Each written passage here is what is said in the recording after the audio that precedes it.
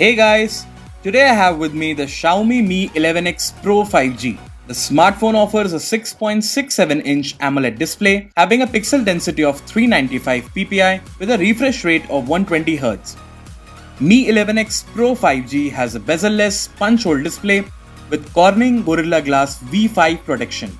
On the right spine, you will find the volume rocker and the power button. The power button also works as a fingerprint sensor. The bottom of the phone features a USB Type-C port, SIM tray and a speaker grill. Mi 11X Pro 5G comes with a triple camera setup with Xiaomi branding at the bottom. So that's all as far as the design is concerned.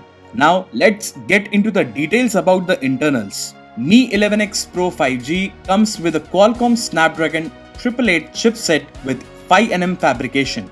For multitasking, you will get 8GB of RAM and the internal capacity of the smartphone is 128GB. Mi 11X Pro 5G offers a 4520 mAh battery powered by a 33-watt fast charging facility.